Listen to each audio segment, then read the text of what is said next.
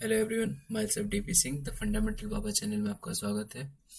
चल lecture start करने से पहले चैनल को लाइक एंड सब्सक्राइब जरूर कर लीजिएगा और साथ ही साथ बेल आइकन जरूर प्रेस कर लीजिएगा, जिससे आपको वीडियोस की नोटिफिकेशन मिलती रहे। ये चीज़ ध्यान रखिएगा, बिना लाइक सब्सक्राइब किए आपको वीडियो लेक्चर समझ में नहीं आएगा। ओके, प्रीवियस लेक्चर में हमने जो बात किया था वीक पॉलीप्रोटिक एसिड के कंसंट्रेशन ऑफ H प्लस कैसे कैलकुलेट करना है या फिर पीएच कैसे कैलकुलेट करना है, उससे रिलेटेड ये क्वेश्चन है। अब इसको स्टार्ट करते हैं। तो मेथड आपको वही सेम रखना है जो हमने पहले डिस्कस किया था कि H3PO4 एक्वस है, इसको डिसोशिएट करोगे तो H plus aqueous plus H2PO4 minus aqueous. दूसरे स्टेप में H2PO4 minus aqueous, it gives H plus aqueous, साथ में PO4 HPO4 2 minus aqueous and HPO4 2 minus aqueous, it gives H plus aqueous plus PO4 3 minus aqueous। अब इसको start करते हैं solve करना। तो हमने स्टार्टिंग में से कुछ कंसंट्रेशन ले रखी है C, जो कि वैल्यू इसकी कितनी दे रखी है हमें 0.01। तो वही हम मेंशन कर लेते हैं C माइनस x, ये भी कितना बना x। अब इसके x अमाउंट वाले में से y सब्ट्रैक्ट हुआ, तो यहाँ भी हमने y लिख दिया। ये कितना बना y और ये भी कितना बना y। अब इस y में से z अमाउंट सब्ट्रैक्ट हुआ, तो यहाँ भी कितना हो गया z। इधर कितना फॉर्म हुआ z और इधर कितना फॉर्म हुआ z। तो H प्लस की टोटल कंसंट्रेशन कितनी होगी x plus y plus z, x plus y plus z and x plus y plus z. इसको अप्रॉक्सीमेट हम क्या लिखेंगे x के बराबर, इसको भी अप्रॉक्सीमेट x, इसको अप्रॉक्सीमेट x एंड इसको अप्रॉक्सीमेट x, इसको अप्रॉक्सीमेट y। ठीक है, रीजन क्या था कि पहले स्टेप का जब भी डिसोसिएशन होगा, देखो के की वैल्यू 10 की पावर -3 -8 और -12, तो 10 की पावर -5 का देखो फैक्टर चल रहा है ऑलमोस्ट। तो इसका मतलब जो भी सेकेंड डिसोसिएशन होगा वो फर्स्ट वाले से काफी कम होगा, और जो थर्ड डिसोसिएशन होगा वो फर्स्ट और सेकंड दोनों से ही कम होगा। सेकंड से तो कम होगा ही होगा, तो इसका मतलब है फर्स्ट वाले से भी काफी ज्यादा अमाउंट में कम होगा। अब सीधा इक्वेशन लगाते हैं। देखो, अगर थोड़ा सा ऊपर से जा रहा हो तो आप मेथड को थोड़ा याद रख सकते हो कि इसको यूज कर। चलिए अब इसको हम सॉल्व करते हैं। तो सबसे पहले आप चेक करो कि C के रिस्पेक्ट में x नेग्लिजिबल है या नहीं है। तो ये तब हो सकता है जब अल्फा की वैल्यू रूट के ए बाई सी से आप चेक कर लो अल्फा 5% से कम आ रहा है या नहीं आ रहा। तो K1 कितना है 7.5 इंटू 10⁻³ और C की वैल्यू कितनी है 0.01, यानी 10⁻²। कैंसिल करो कितना है 10⁻1 रूट ऑफ 0.75। इसका सॉल्व करोगे तो अप्रॉक्सीमेट 0.85 के आसपास आएगा। इसका मतलब यह ऑलमोस्ट 85% के लगभग आ रहा है। दैट मीन्स आप इसमें अप्रॉक्सीमेशन नहीं कर सकते हो। तो अप्रॉक्सीमेशन नहीं कर सकते, इसका मतलब आपको ये क्वेश्चन पूरा सॉल्व करना पड़ेगा। 7.5 into 10⁻³ x multiply by x divided by 0.01 minus x, cross multiply करो 7.5 into 10⁻³ multiply by 0.01 minus x into 7.5 into 10⁻³ that is equal to x square. अब लेफ्ट राइट करो, इनको लेके आओ, x square plus 7.5 x into 10⁻³ minus 7.5 into 10⁻⁻5 that is equal to 0। अब इसको थोड़ा solve करते हैं। x के लिए इक्वेशन लगाओ श्रीधराचार्य वाला formula, minus of 7.5 into 10⁻³ plus minus root of b square minus 4ac, यानी 7.5 इंटू 10⁻³ का square minus minus plus 4 into 7.5 into 10⁻⁻5 divided by 2a, 2 multiply by a कितना है 1, यानी x इक्वल टू कितना है minus of 7.5 into 10⁻³ plus minus, अब आपको root of 7.5 का स्क्वायर करना है, मतलब 7.5 का बेसिकली आप यहाँ से 7.5 का स्क्वायर करो, यानी 7.5 मल्टीप्लाई बाई 7.5 अप्रॉक्सीमेट ये 56.25 के आसपास आता है 10⁻⁻6 और इसको मल्टीप्लाई करोगे तो 4 5 20, 30 into 10 to the power -5 divide by 2। अब इसको थोड़ा सा और सॉल्व करते हैं। x equal to minus of 7.5 into 10 to the power -3 plus minus root of, इसको मैं ऐसे ही रहने दूँ, 56.25 इंटू 10 टू द पावर -6।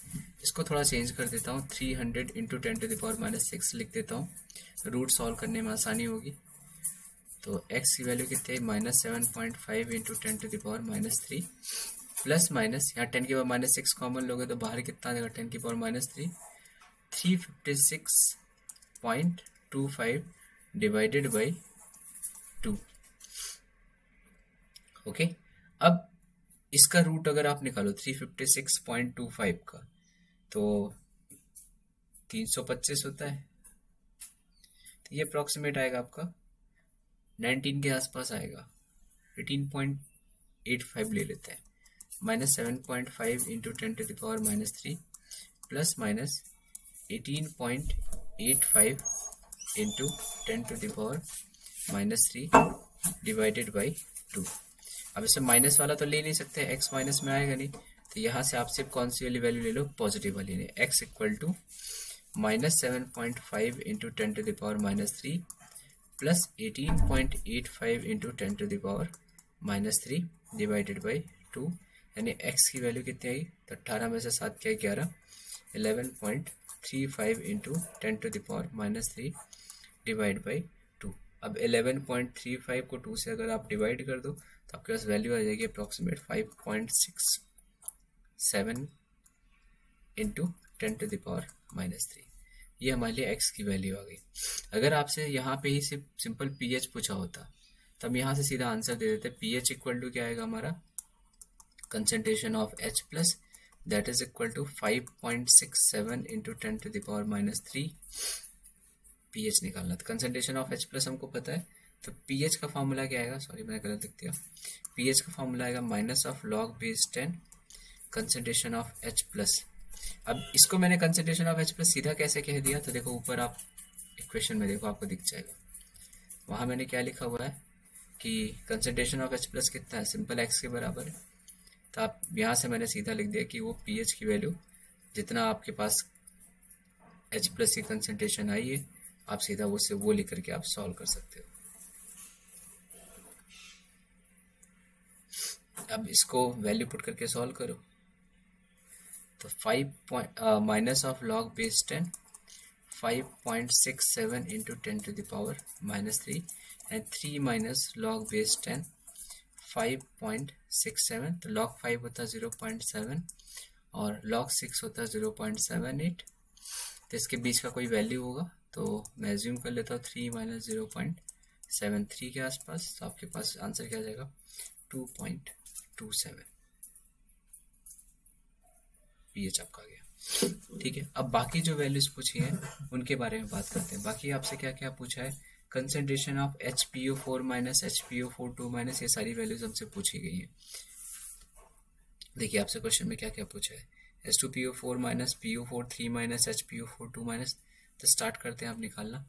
देखो हमें क्या पता चल चुका है, इसको हम अप्रॉक्सीमेट y लिख सकते हैं और इसको हम अप्रॉक्सीमेट x लिख सकते हैं। अब इसको सॉल्व कीजिए KA2 के लिए, तो KA2 की इक्वेशन अपने पास क्या आएगी कि जितना भी अमाउंट में हमारे पास HPO42 माइनस मिला है, यानी KA2 equal to concentration of HPO42 minus divided by multiply by concentration of H plus divided by concentration of H2PO4 minus HPO42 minus y x divide by x cancel out हो गया, यानी हमारे पास जितना भी KA2 रहा होगा वही y होगा, that is concentration of HPO42 minus की, यही सेम हमारे पास वैल्यू आएगी। तो आप एक बार चेक कर लेते हैं कितनी वैल्यू हमने लिखी है।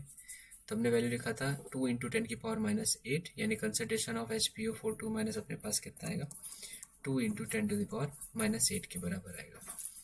अब KA3 के लिए लिखते हैं, KA3 equal to concentration of PO43 minus into H plus divided by HPO42 minus.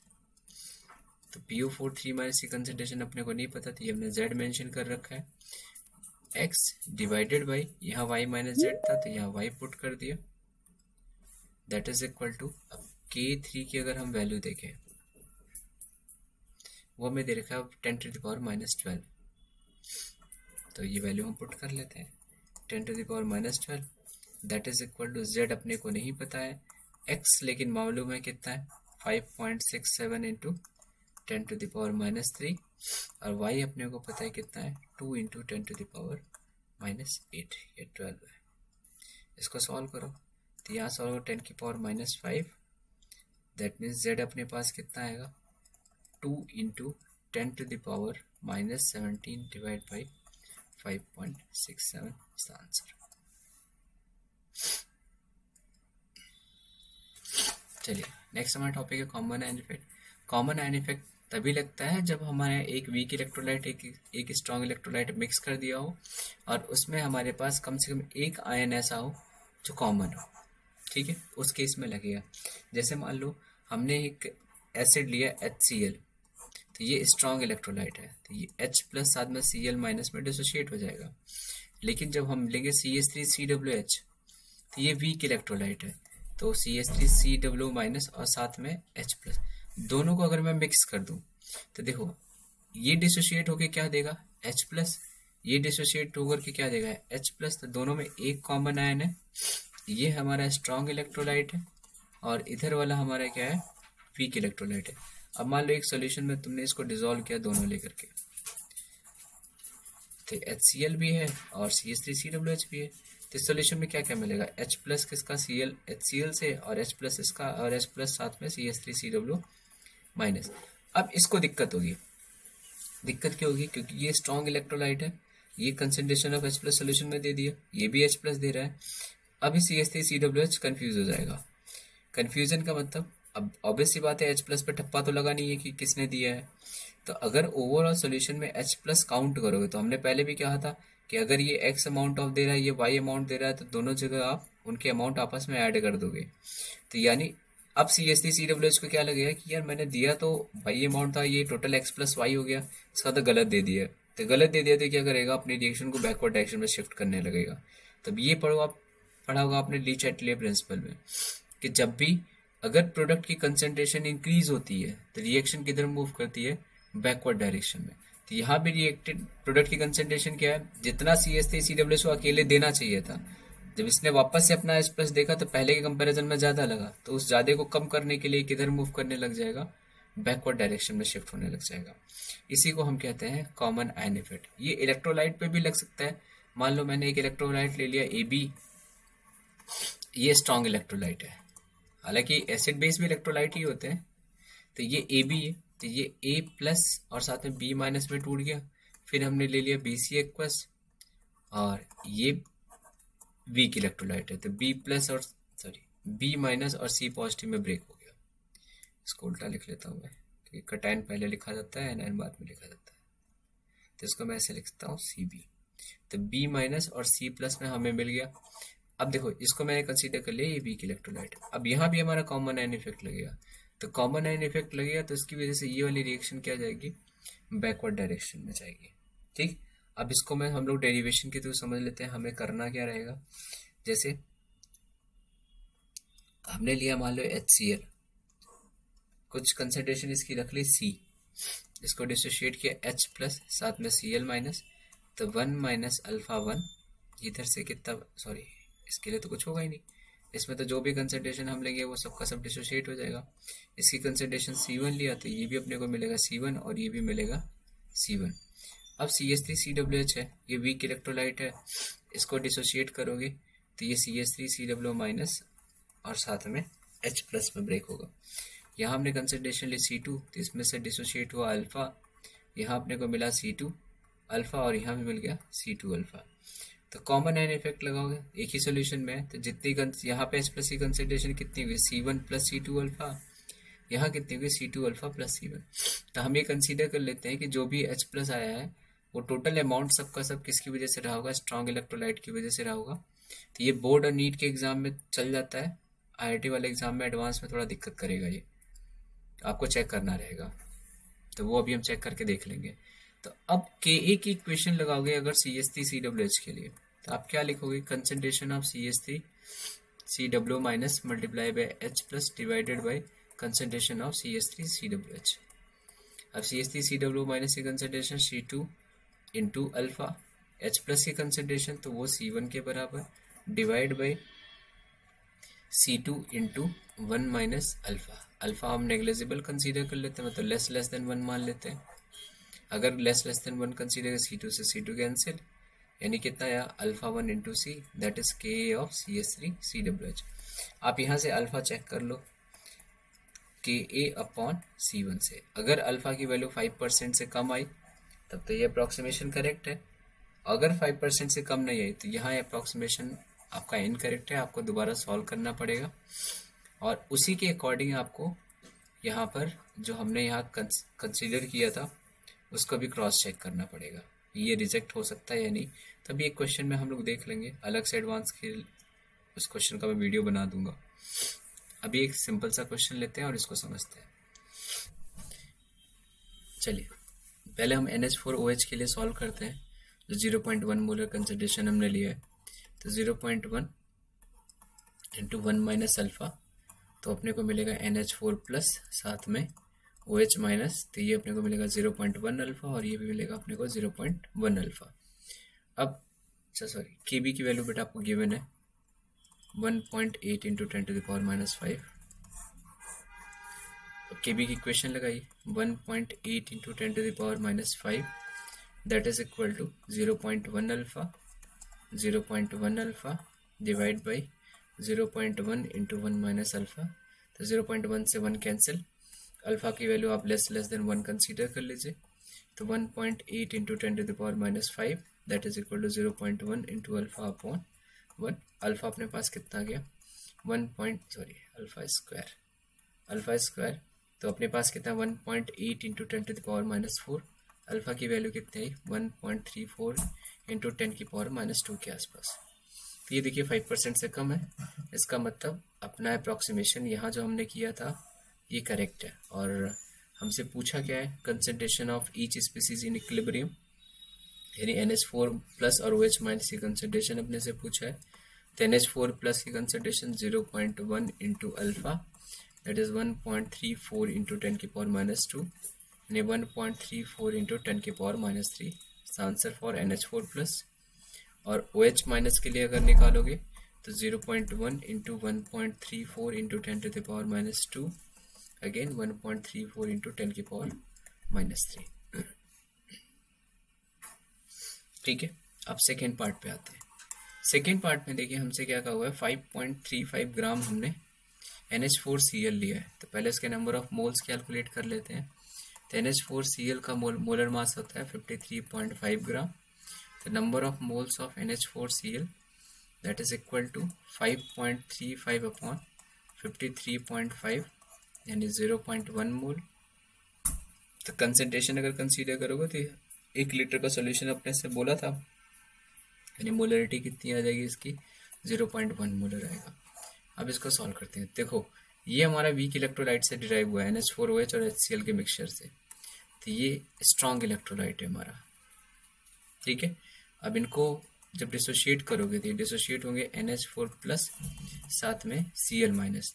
तो अगर ये 0.1 मोलर है तो डिसोशिएट होने के बाद कितना मिलेगा 0.1 और ये भी कितना मिलेगा 0.1। NH4OH की कहानी देखते हैं, तो ये डिसोशिएट होगा NH4 प्लस साथ में OH माइनस। तो इसकी कंसंट्रेशन जो भी रही थी कितनी 0.1 मोलर। तो यहाँ से 1 माइनस अल्फा, ये कितना बनेगा 0.1 अल्फा और ये भी कितना बनेगा 0.1 अल्फा। दोनों एक ही सोल्यूशन में जो देखो कॉमन एन लगेगा, तो यहाँ प्लस 0.1 और यहाँ पे प्लस 0.1 इंटू अल्फा। अप्रॉक्सीमेट हम स्ट्रॉन्ग इलेक्ट्रोलाइट की कंसंट्रेशन को ज़्यादा मानते हैं, तो हम कंसीडर कर लेते हैं कि जो भी कंसंट्रेशन NH4 प्लस की आएगी वो स्ट्रॉन्ग इलेक्ट्रोलाइट की वजह से आएगी। अब इसको पहले के इक्विलिब्रियम के साथ सॉल्व करते हैं। Kb की वैल्यू लगाओ, तो